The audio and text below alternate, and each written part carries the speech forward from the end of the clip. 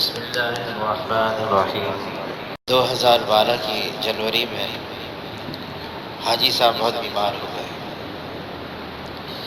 یہاں تک کہ ایک ایسا بھی وقت آ گیا کہ ان کا دل بالکل بند ہو گیا تھا۔ پھر مشینوں کے ذریعے سے دل کو حرکت دی گئی، لیکن اللہ کا فضل، اللہ نے احسان فرمایا کہ حاجی صاحب اس بیماری سے بالکل ٹھیک ہو گئے۔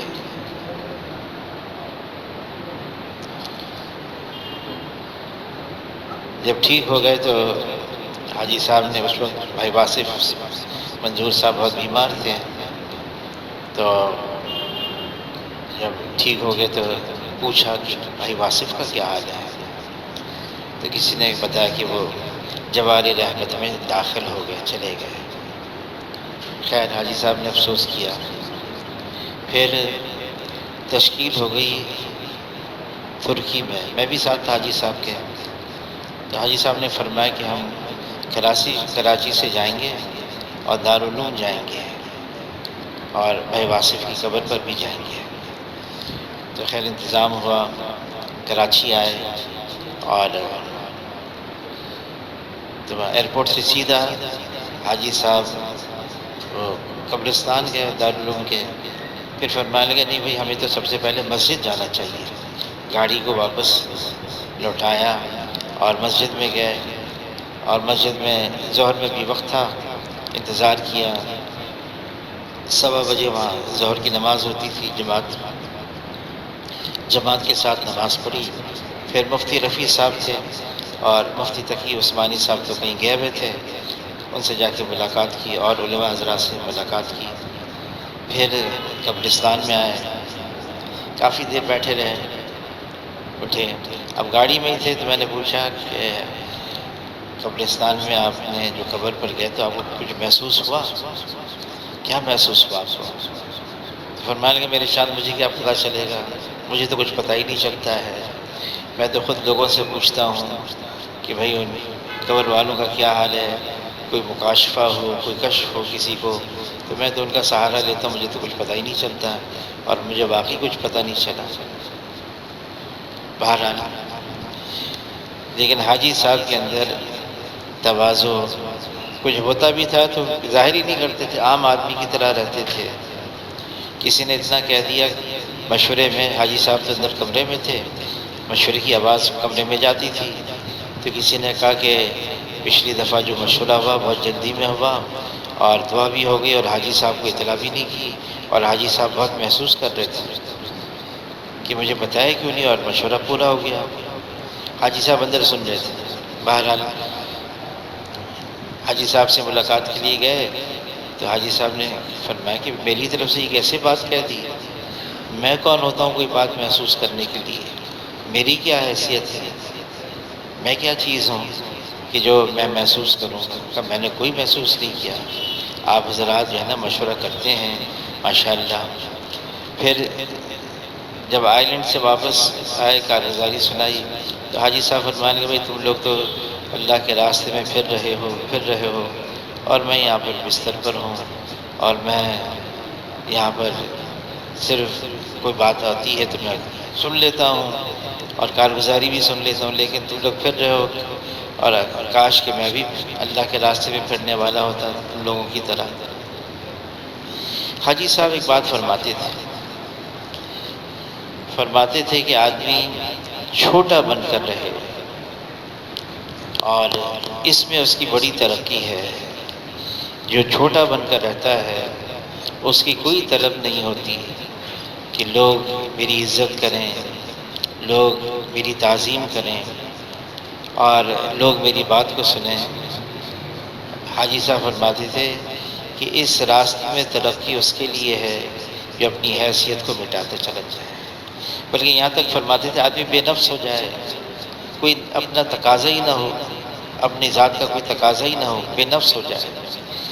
اور وہ بات جو فضائل اعمال میں لکھی ہوئی ہے، اپنے آپ کو مردوں میں شمار کر زندوں میں سمجھ ہی نہیں، تو پھر نہ کسی بات کی خوشی ہے نہ کسی بات کا رنج ہے۔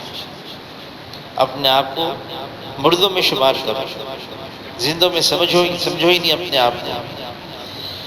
پھر حاجی صاحب فرمانے لگے کہ مولانا یوسف صاحب رحمۃ اللہ علیہ فرماتے تھے کہ یہ آدمی کام کرتے کرتے کرتے جب اس کی اونچ نیچ سے واقف ہو جاتا ہے، تجربے کار بن جاتا ہے، تو پھر وہ اپنے ہی ذہن میں اپنا ایک مقام بنا لیتا ہے۔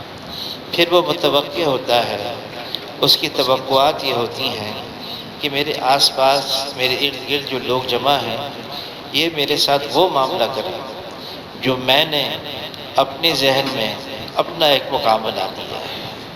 اب ظاہر ہے سب کو تو نہیں، وہ تو اس نے اپنے ذہن میں بنایا ہے، جب اس کے ساتھ وہ معاملہ نہیں کیا جاتا تو پھر یہ بگڑتا ہے، یہ جھگڑتا ہے، یہ لڑتا ہے اور یہ ٹوٹتا ہے۔ آدمی جتنا ترقی کرتا رہے گا اس راستے میں، فرمایا جتنی اللہ کی معرفت کھلتی چلی جائے گی، جتنی اللہ کو ہم اللہ سمجھ کر، پہچان کر اور اللہ کی مان کر زندگی گزاریں گے، اتنی آدمی کے اندر عاجزی اور انکساری ہوگی۔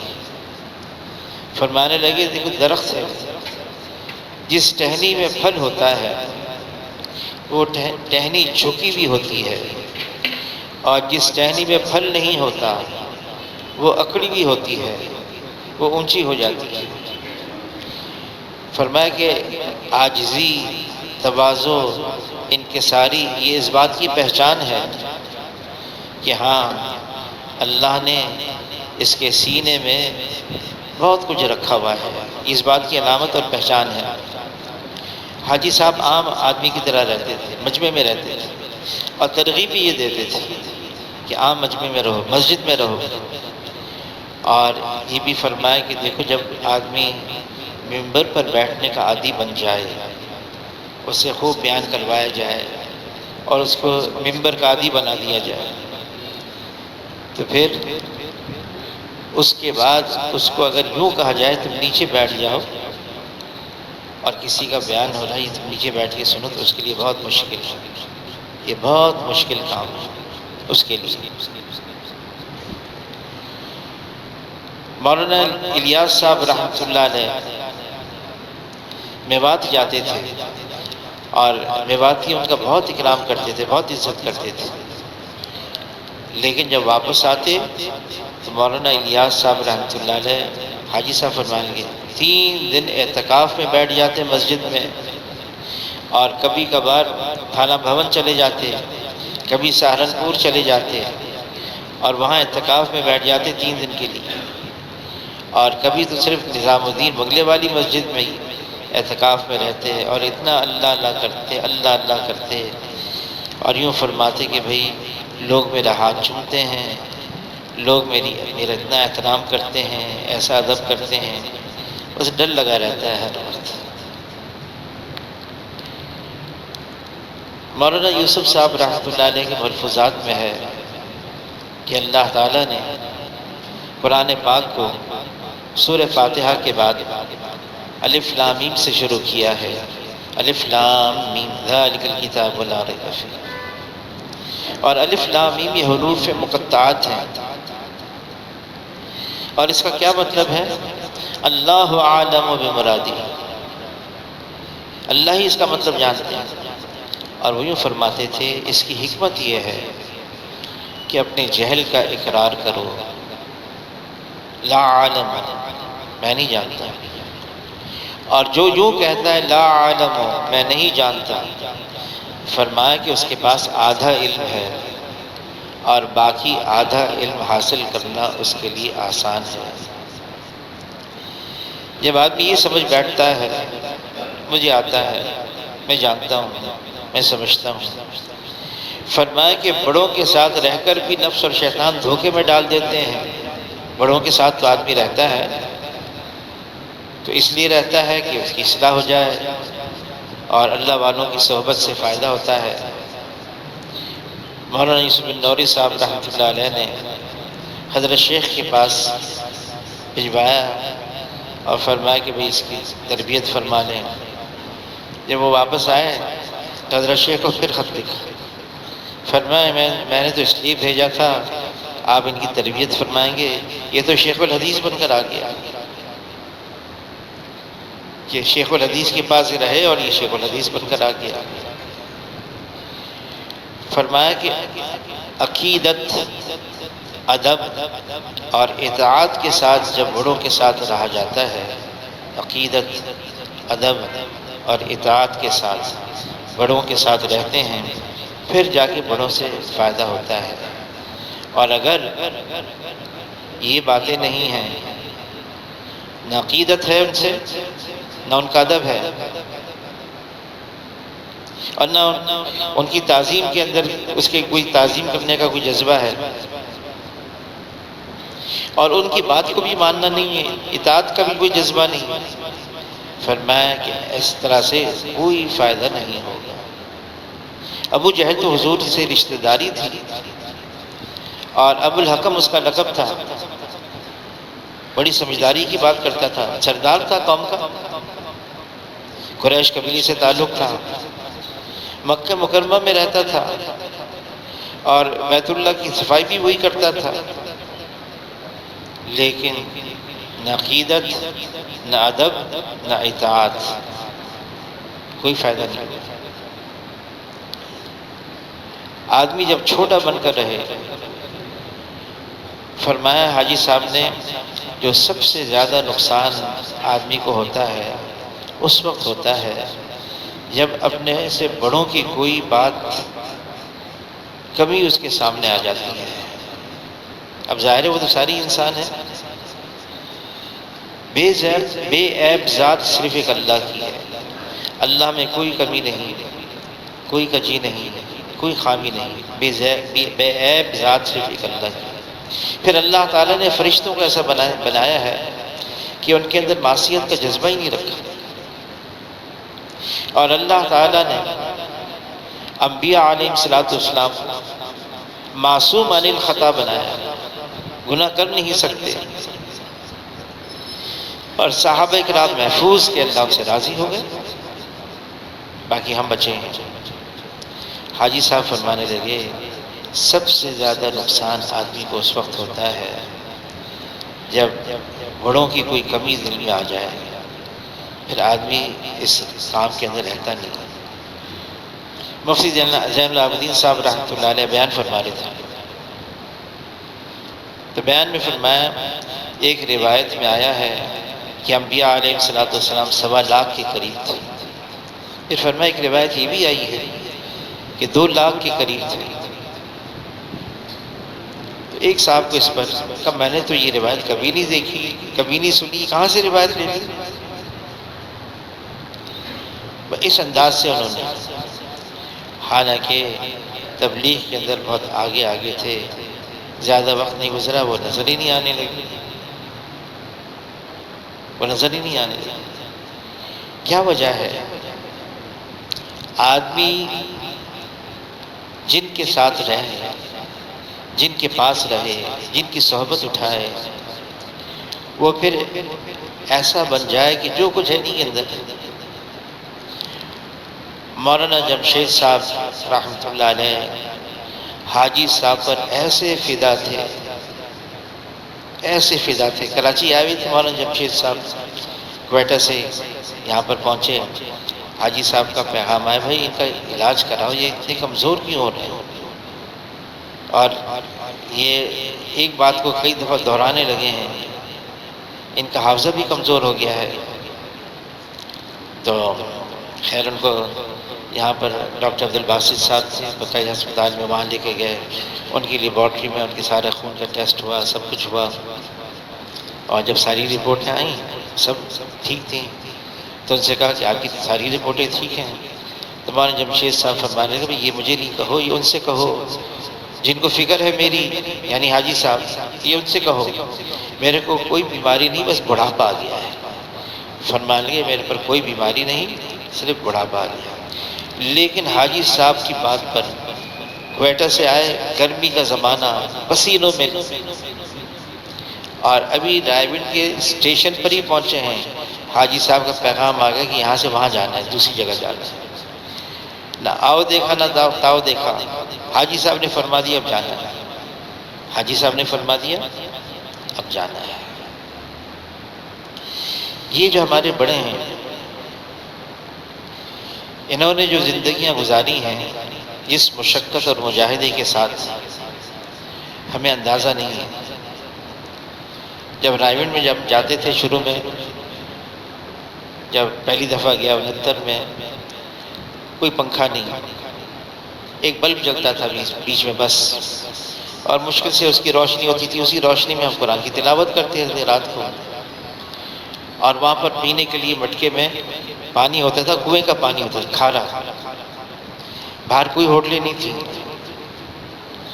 اور دسترخوان بچھتا تھا تو دسترخوان کو کچھ دیر کے لیے اس کی جو بھاپ ہوتی تھی وہ نکل جائے، پھر بعد میں اس کے پر دسترخوان پر آتی تھی۔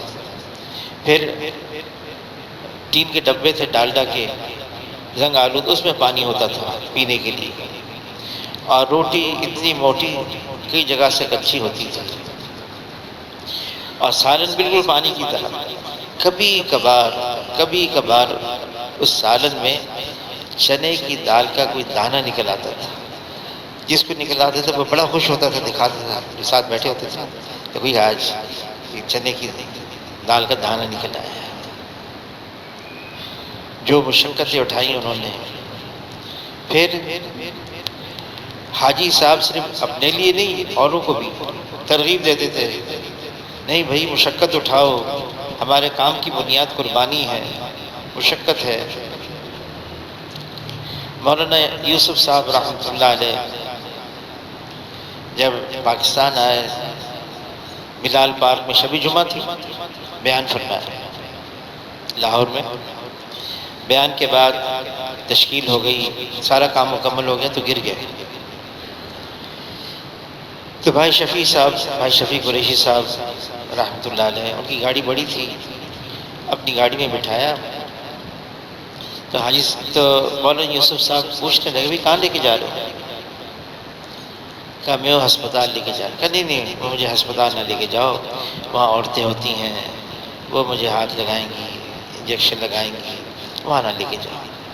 تو اس پر شفیع صاحب رحمۃ اللہ نے فرمایا حضرت آپ بالکل اطمینان رکھیں، کوئی عورت آپ کے قریب بھی نہیں آئیں گی، بس صرف آپ پتہ تو چلے کہ آپ کو اتنی کمزوری ہوئی کیسے، وہ ذرا معلومات ہو جائیں گی، ڈاکٹر کو بلائیں گے، دیکھ لیں گے، اور علاج کرنا بھی یہ بھی سبب کے درجے میں ہے، دنیا دارالاسباب ہے۔ تو ان کو پیچھے لٹا دیا، اور شفیع صاحب خود گاڑی چلا رہے تھے قریشی صاحب، تو آواز آ رہی تھی پیچھے سے لا الہ الا اللہ لا الہ الا اللہ لا الہ الا اللہ محمد رسول اللہ۔ آواز آتی گئی، جب ہسپتال کے قریب پہنچے ایمرجنسی کے دروازے پر تو آواز بہت مدھم ہو گئی تھی، اور جب اندر بھاگ کے ڈاکٹر بلایا گیا تو آواز تو بالکل بند ہو گئی تھی۔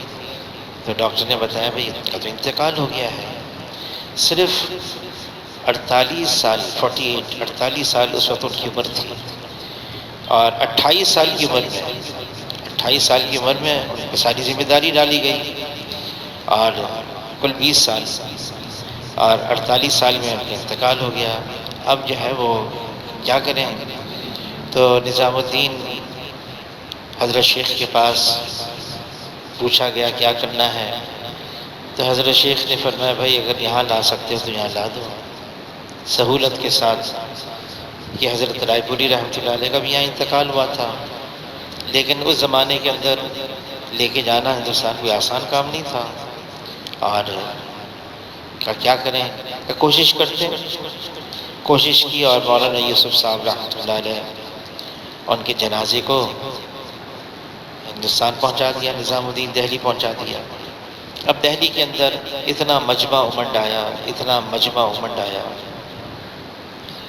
مولانا امام احمد بن حنبل رحمۃ اللہ علیہ ان کا قول ہے کہ دیکھنا ہمارے مرنے کے بعد ہمارے جنازے گواہی دیں گے کہ ہم کتنے حق پر تھے۔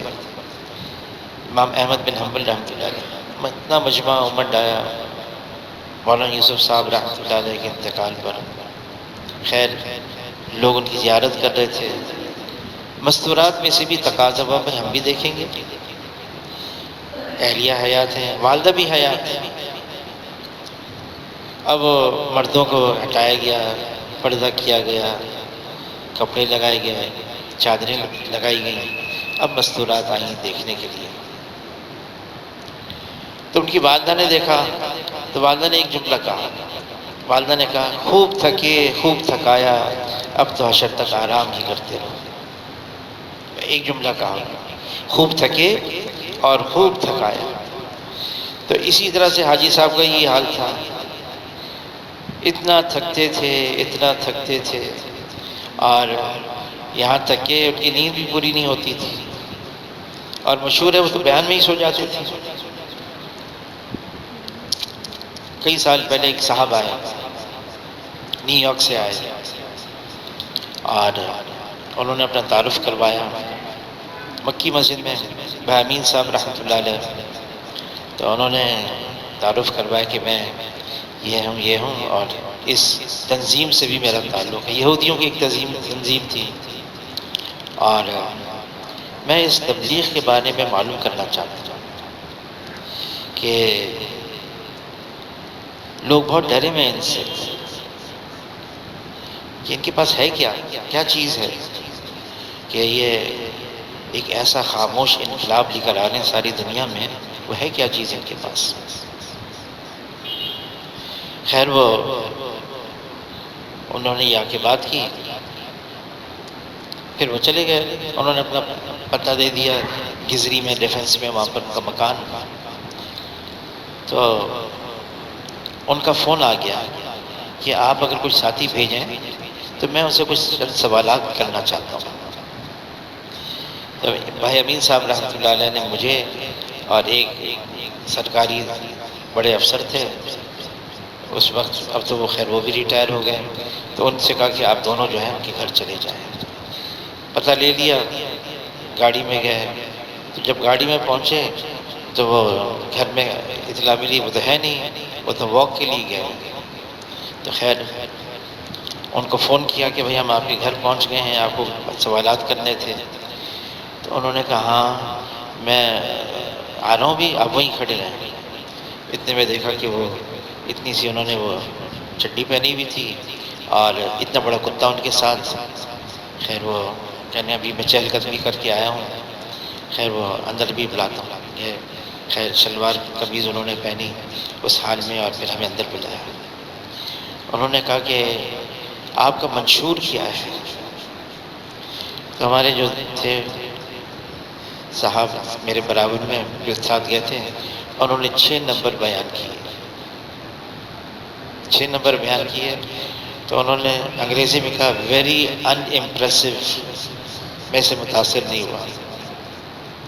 رائے ونڈ کہاں ہے؟ تو انہوں نے بتایا وہ اس طرح سے رائے ونڈ ہے، یہ ہے ادھر۔ تو کہا میں وہاں جاؤں گا۔ اچھا ٹھیک ہے، جب آپ جائیں تو ہمیں بتا دیں۔ ہم واپس آ گئے مکی مسجد۔ اب پہنچے ہی مکی مسجد، ان کا فون آ گیا کہ میں ابھی جاؤں گا رائے ونڈ۔ ابھی تو رات کو کہا 1 بجے کا میں نے جہاز وہ اس کا بکنگ کروا دی، رات کے 1 بجے پہنچ جاؤں گا میں صبح 3 بجے رائے ونڈ میں ہوں گا۔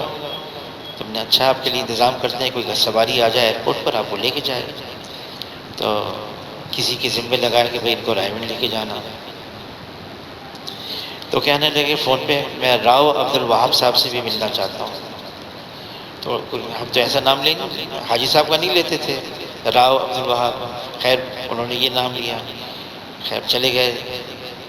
گرمیوں کا زمانہ تھا اور 3:20 پہ فجر کی اذان ہوتی تھی۔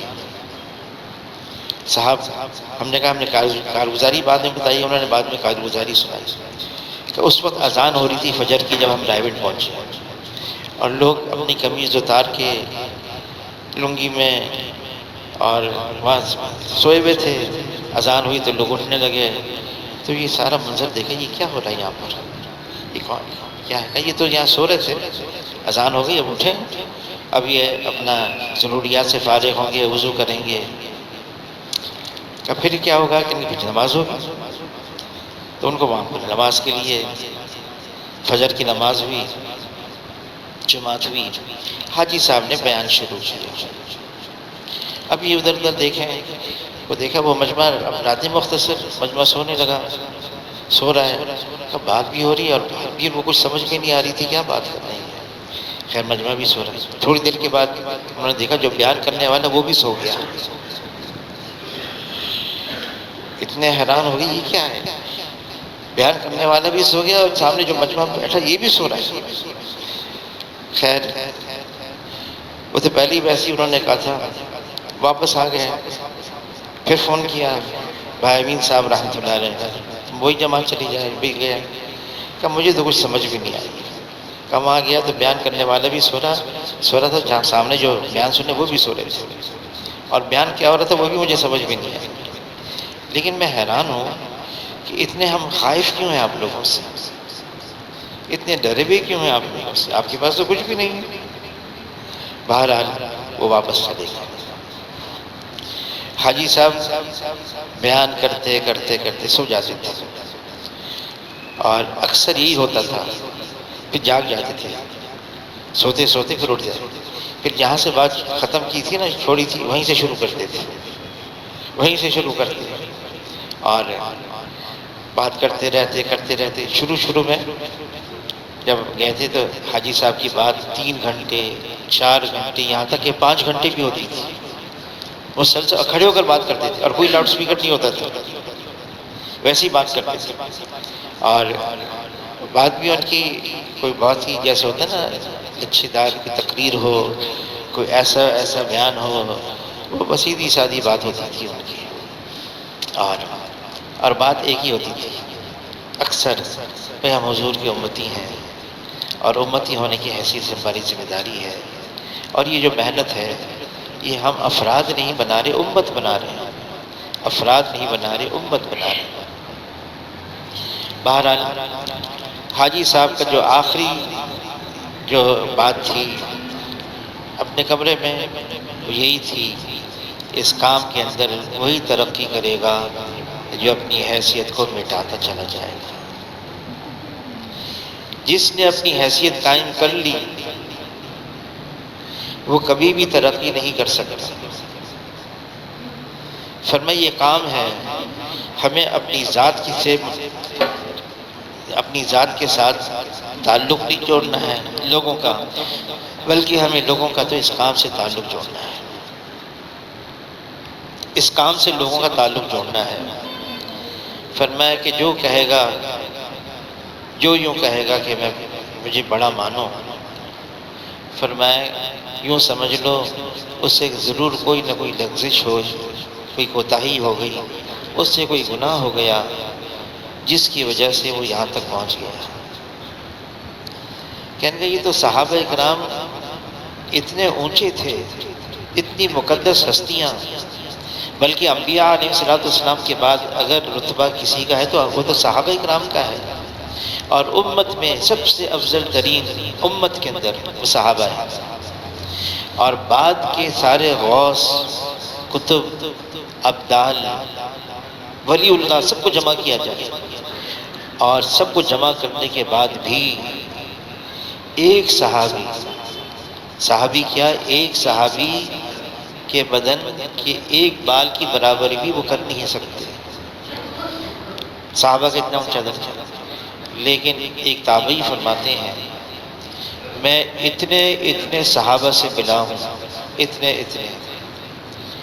اور ان سب کو اپنے اوپر نفاق کا ڈر گزرا ہے، نفاق کا ڈر گزرا۔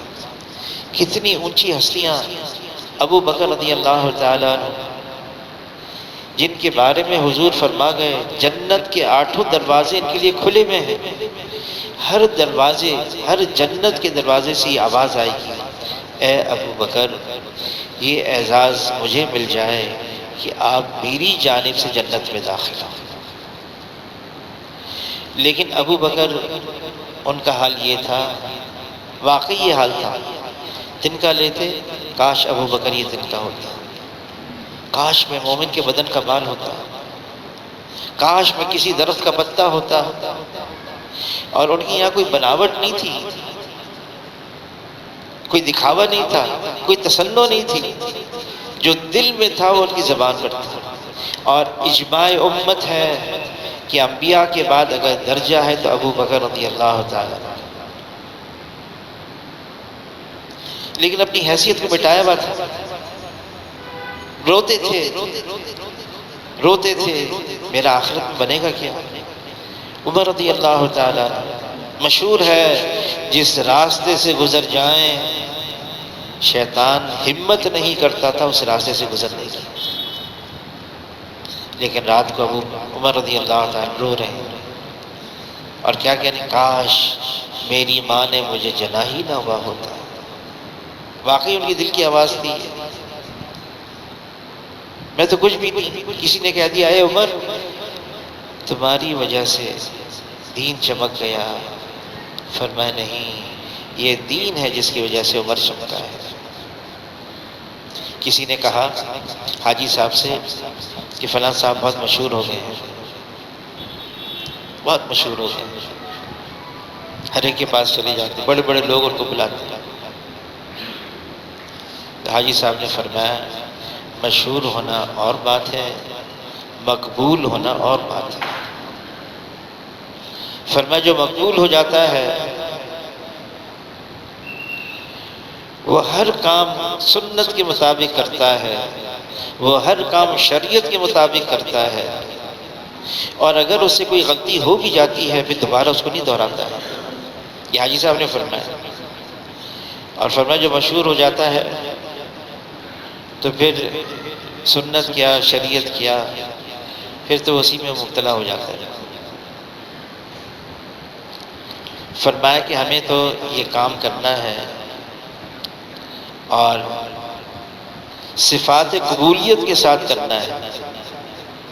فرمایا صفات قبولیت کے ساتھ، ایک تو یہ ہے کہ تلاوت کر رہے ہیں، ہاں کر رہے ہیں، ذکر کر رہے ہیں، ذکر کر رہے ہیں، لیکن کیا واقعی ہمارا یہ حال بن گیا ہے کہ ہم صفات کے ساتھ یہ سارے اعمال کر رہے ہیں؟ نماز پڑھ رہے ہیں، اللہ کے سامنے حاضری ہے، کتنا اس کا استحضار ہے۔ اکرمہ جب قرآن کھولتے ہیں، ھذا کلام ربی ھذا کلام ربی، یہ میرے رب کا کلام ہے، یہ میرے رب کا کلام، بے ہوش ہو جاتے ہیں، عجیب حال ہو جاتا ہے۔ تسبیح پڑھ رہے ہیں ہم، تسبیح سبحان اللہ، الحمدللہ، لا الہ الا اللہ، اللہ اکبر، یہ خیال تک نہیں آتا کہ ہم اللہ کا نام لے رہے ہیں، یہ خیال تک نہیں آتا۔ حالانکہ جناب رسول اللہ صلی اللہ علیہ وسلم ہمیں کیا فرما رہے ہیں امت کو، ان تعبد اللہ کانک تراہ فإن لم تکن تراہ فإنہ یراک، ایسی عبادت کرو اللہ کی جیسے تم اللہ کو دیکھ رہے ہو، ان آنکھوں سے دیکھ رہے ہو، ایسی عبادت کرو اللہ کی۔ اور اگر یہ کیفیت نہیں بنا سکتے، اللہ تو تمہیں دیکھ رہے ہو۔ ایک صاحب کہنے لگے کہ بس ایسی بد نظری ہو گئی ہے مجھے، پھر وہ مجھے میسج کرتے رہے، یہ ہو گیا یہ ہو گیا، تھوڑی دیر کے بعد میں نے دیکھا وہ میسج ڈیلیٹ ہو گیا تو میں نے ان سے پوچھا کہ یہ کیسے آپ ڈیلیٹ کر دیتے میرے میسج؟ کہنے لگا آپ کے بہت سارے مرید ہیں نا، سب دیکھتے رہتے ہیں آپ کے موبائل کو، اس لیے میں نے کہا کسی کو یہ بات نہ پتہ چل جائے، ڈیلیٹ کر دیا۔ تو میں نے کہا لیکن اللہ بھی تو دیکھ رہا ہے، اس کا کیا ہوگا، وہ بھی تو ڈیلیٹ کرنا ہے۔ پھر بعد میں اس کا پیغام آیا کہ میں روزانہ صلاۃ التوبہ پڑھ رہا ہوں، کہ ان گناہوں کو ڈیلیٹ کرنے کے لیے بھی تو طریقہ بتا دیا ہمیں، توبہ کرنا، استغفار کرنا، اللہ سے معافی مانگنا۔ تو میں صلاۃ التوبہ آج کل روز پڑھ رہا ہوں، اللہ سے معافی مانگنا۔ ایسی عبادت کرو جیسے تم ان آنکھوں سے اللہ کو دیکھ رہے ہو، اپنی کیفیت ایسی بناؤ، اللہ کا استحضار ہو جائے، اتنا اللہ اللہ کرو۔ حاجی صاحب جب سب سے آخر میں 2 اجتماعات کے درمیان میں جمعرات کا دن تھا، آئے وہاں پر حویلی میں اور بات فرمانے لگے، پھر یہ فرمایا آخر میں اتنا اللہ اللہ اللہ کرو کہ اللہ کا استحضار ہو جائے۔ اور پھر وہاں سے سیدھا ہسپتال چلے گئے، پھر وہاں تو پھر ان کا حال ہی ہو گیا تھا۔ ڈینگی ہو گیا تھا ان کو، بس خون ناک سے، ہونٹوں سے، ہر جگہ سے رس رہا تھا ان کا باہر آنا۔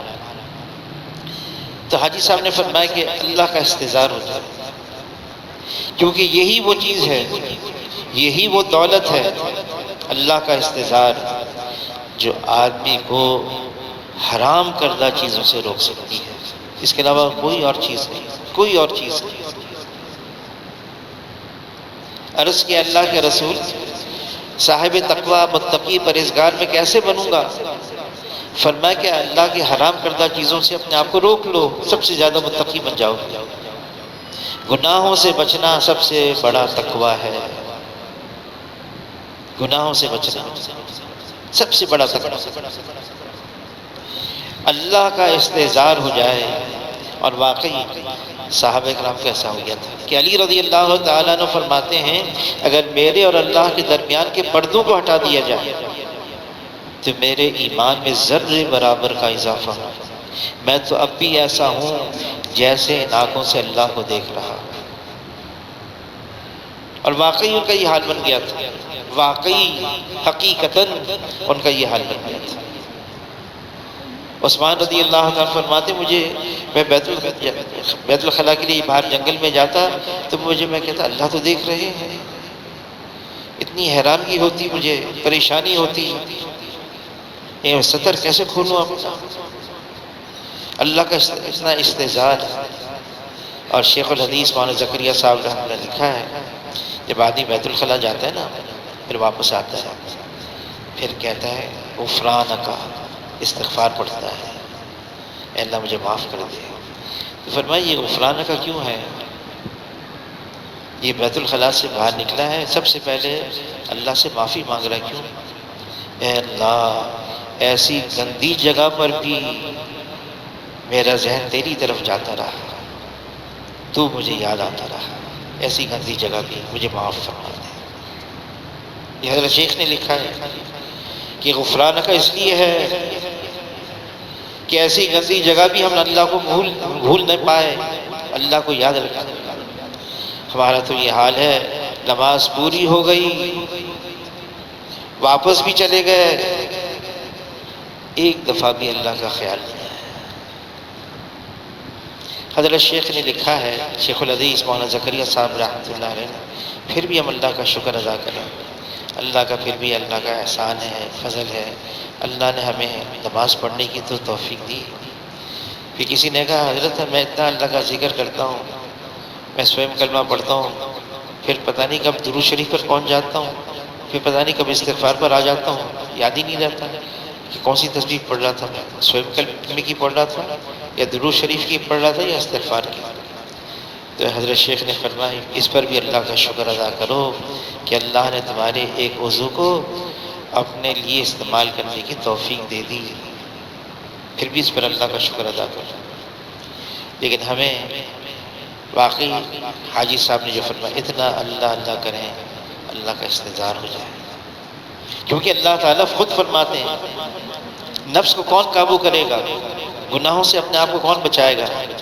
یہ اللہ نے فرما دی وَمَنْ خَافَ مَقَامَ رَبِّهِ وَنَهَى النَّفْسَ عَنِ الْهَوَىٰ، جس کو اس کا خوف ہوگا مجھے اللہ کی یہاں حاضری دینی ہے اور ساری زندگی کا حساب دینا ہے، مجھے اللہ کے سامنے کھڑے ہونا ہے، جواب دینا ہے، جس کو اس کا استحضار ہوگا وہی اپنے نفس کو قابو کر سکتا ہے، وہی اپنے نفس کو قابو کرے گا، اس کے علاوہ کوئی اور صورت نہیں ہے۔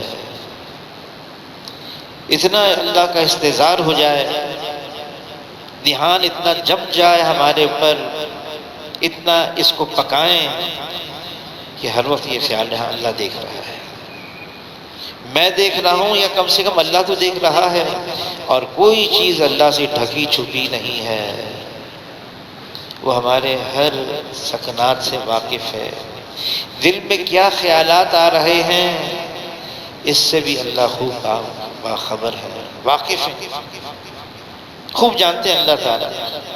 ہاں یہ اور بات ہے کہ اللہ نے ہمارے ساتھ ستاری کا معاملہ فرمایا ہے۔ مولانا یوسف لدھیانوی صاحب رحمۃ اللہ علیہ فرمانے لگے اگر گناہوں کی بدبو ہوتی جس کو ہم سونگھ سکتے اور ہے گناہوں کی بدبو، فرمایا جب جھوٹ انسان بولتا ہے رحمت کا فرشتہ 1 میل دور اس بدبو کی وجہ سے بھاگ جاتا ہے، دور چلا جاتا ہے۔ تو گناہوں کی بدبو ہے لیکن ہم سونگ نہیں سکتے، اگر سونگ سکتے نا تو فرمایا پھر کوئی ہمارے اطراف میں نہیں بیٹھ سکتا تھا، کوئی ہمارے اطراف میں نہیں بیٹھ سکتا تھا۔ وہ تو اللہ نے ستاری کا معاملہ فرمایا، پردہ رکھ لیا، اور جیسے یہاں پردہ رکھا ہے فرمایا اس بات کی بھی دعا کرو کہ اللہ تعالیٰ آخرت میں بھی ہم سے ہمارا پردہ رکھے۔ اور حاجی صاحب فرمانے لگے یہ دعا کثرت سے پڑھا کرو، اللہم استر عوراتنا وآمن روآتنا، اللہم استر عوراتنا وآمن روآتنا، اے اللہ ہمارے گناہوں کو پر پردہ رکھ اور ہم کو ڈھانک کے رکھے، اور جیسے اللہ تعالیٰ نے ہمارے میں پردہ رکھا ہوا ہے اس پر ہم اللہ تعالیٰ کا شکر بھی ادا کریں، استغفار بھی کریں۔ اے اللہ ہمیں ایسی زندگی عطا فرما جو گناہوں سے پاک اور صاف، گناہوں سے پاک صاف زندگی عطا فرما۔ ہم گناہوں والی زندگی چھوڑ دیں، گناہوں والی زندگی یہ زندگی پھر پریشانی والی ہے۔ یہ جتنے حالات آج کل آ رہے ہیں نا، لوگ آ رہے ہیں روتے ہوئے آ رہے ہیں، روتے ہوئے، کھانے کو نہیں ہے کیا کریں اس کا۔ تو اللہ تعالیٰ نے فرمایا ہے ظاہر الفساد فی البر والبحر بما کسبت ایدی الناس، یہ جتنا فساد ہے نا یہ سب ہمارے ہاتھوں کی کمائی ہے۔ اس لیے حاجی صاحب بار بار تاکید فرماتے استغفار کرو، معافی مانگو۔ جو استغفار کو لازم قرار دیتا ہے اللہ تعالیٰ ہر ضیق سے، ہر تنگی سے، ہر ہم سے، ہر غم سے راہیں نکالتے ہیں اور ایسی جگہ سے روزی عطا فرماتے ہیں جہاں سے اس کا وہم و گمان بھی نہیں۔ استغفار کریں، روز کریں، تنہائی میں کریں، چھپ چھپ کے کریں، اعلانیہ بھی کریں، اللہ سے معافی مانگیں، اپنے لیے بھی اور ساری امت کی طرف سے بھی، ساری امت کی طرف سے ہم استغفار کریں، اللہ معاف کر دے، ہماری پکڑ نہ فرما۔ یہ جتنے بھی مشکلات ہیں یہ واقعی ہمارے گناہوں کی وجہ سے ہے، اور آدمی کہتا ہے وہ برا ہے وہ برا ہے۔ اعمالکم اعمالکم، تمہارے اعمال ہی تمہارے حاکم ہوتے ہیں، جیسے عمل کرو گے ویسے تمہارے پر مسلط کیے جائیں گے۔ اس لیے خوب استغفار کرنے کی ضرورت ہے۔ اور حاجی صاحب چلے گئے، فرمایا کہ بھئی یہ دیا جلاتے رکھنا، یہ کہیں دیا بجھ نہ جائے، یہ کام کرتے رہنا، کام میں آگے بڑھتے رہنا، اور اپنی ذمہ داری کا احساس کرتے ہوئے اوروں کو بھی ان کے اندر یہ احساس پیدا کیا جائے کہ ہم حضور کے امتی ہیں، امتی ہونے کی حیثیت سے ہمارے